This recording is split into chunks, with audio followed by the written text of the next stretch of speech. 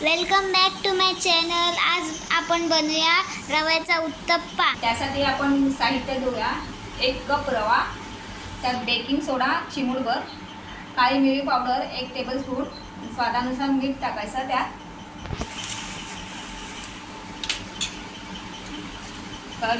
दही घेतले 1 कप आणि हे सगळं मिक्स करून घ्यायचं आपण।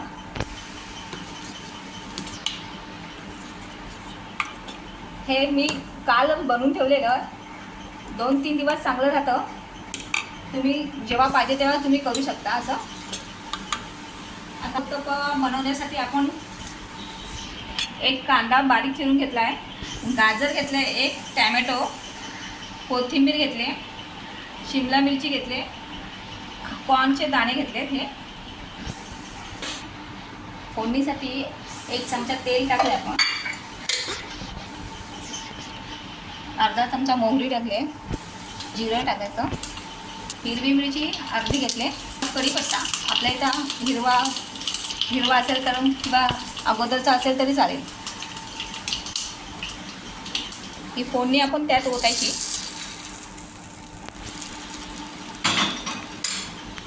काळी मिरी पावडर अर्धा चमचा घेतलाय, मसाला थोडा घेतलाय। भाज्या आपण एकत्र करायच्या, थोडं आपण ठेवून द्यायचं सजावटीसाठी। एकत्र करायचं, तवा घ्यायचा, त्याच्यात थोडं तेल टाकायचं, हे थोडं बेटर टाकायचं, याच्यावर थोडा हलका गरम करायचा।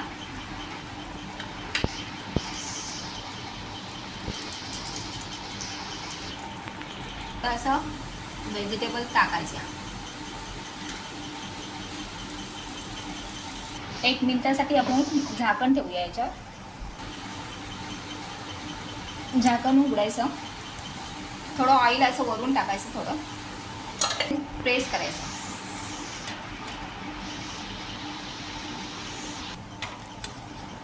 असा 1 मिनिटाने थोडा उलटा करायचा। हा असा आपला एक रेडी झाला कॉर्न उत्तप्पा। आपण आता दुसरा करूया। लहान मुलांसाठी असा आपण छान उत्तप्पा केलाय, अगदी आवडीने खातील ते। पिझ्झा पण खायची विसरून जातील असा हा उत्तप्पा तयार केलेला आहे। 1 मिनिट आपण झाकण लावूया त्याच्यासाठी। आता हा आपण थोडा वेळ उलटा करायचा। खूप टेस्टी असे हा उत्तप्पा तयार होतो। सकाळच्या नाश्त्याला, टिफिनला, लंच बॉक्स मुलांना खायला असं मधल्या वेळेत पण खूप सुंदर होतो। खूप स्वादिष्ट पौष्टिक असे हे उत्तप्पा तयार। चटणी आणि सॉस बरोबर। आणि आमच्या चॅनलला शेअर सबस्क्राईब करायला विसरू नका। थँक्यू।